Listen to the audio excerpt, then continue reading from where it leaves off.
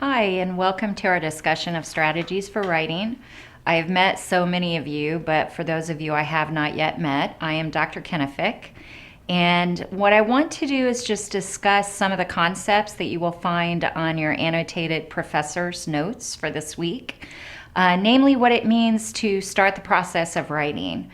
I know that each of you comes from a different background in terms of what you've learned with pre-writing and structure planning, and I want you to know that wherever you are starting in our course is fine. What we have to do is create some sort of a system for generating prose that makes sense to us. So when you review the notes, you're going to find that we discuss some steps that follow a pattern. The very first call to arms, really, for our process of writing is that I ask you to try to think outside of the box. You will notice that I discuss in my notes the difference between conscious thought and unconscious thought, meaning our psyches are a little bit different in terms of where we begin with the writing process and where we end. Creativity needs to come from original sources, and that's why we default as writers in the beginning to some tried and true ways. We discuss brainstorming, which of course is listing ideas. The rules of brainstorming are that you go as fast as you can. You try not to edit yourself. You create a list of ideas that go with whatever the catalyst prompt happens to lead you toward. We discuss a second way of pre-writing, which is free writing. And for most of us, that's what we would do if we created a journal or a diary. It's stream of consciousness, and the idea is that, again, we're trying not to edit ourselves. We're getting our ideas out as quickly as possible without judging our ideas, which I know is difficult.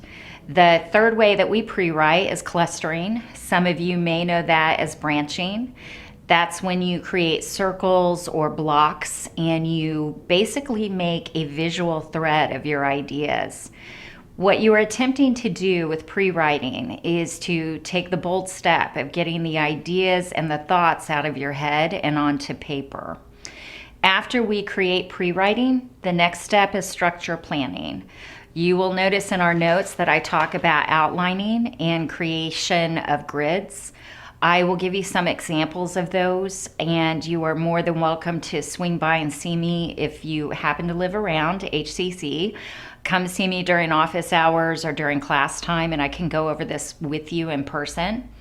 Structure planning will always pay attention to audience and tone and purpose. As you learn the different types of essays that we create, you will start being able to make a judgment as to which one you use for which situation. After you create a structure plan, you will be ready for draft one. And the biggest mistake that writers think is that draft one is the draft that you begin to edit. That's not really true.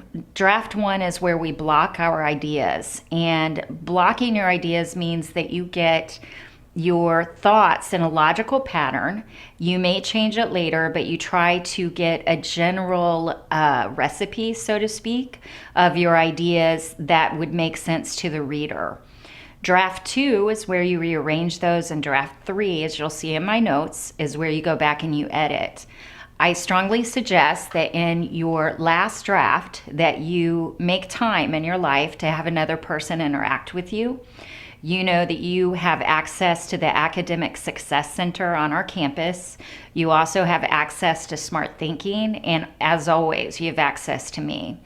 We learn so much as writers by running our prose by another person, by a reader. Sometimes we think that we're saying something that actually isn't coming across in our words, and it's so helpful to have another person guide us toward what he or she is understanding. We will discuss throughout the semester how you use that process with every other paper that you write. You know that we will be studying narrative writing, expository writing, argumentation. We will cover 8 to 10 different writing genres. The way that you gather your sources and even your wits to get to these final papers has everything to do with having a plan in place. And that's what we're trying to do when we talk about strategies for writing. I look forward to seeing your first papers. And as always, please reach out to me. Let me know how I can help you with your future prose. Have a terrific rest of your week.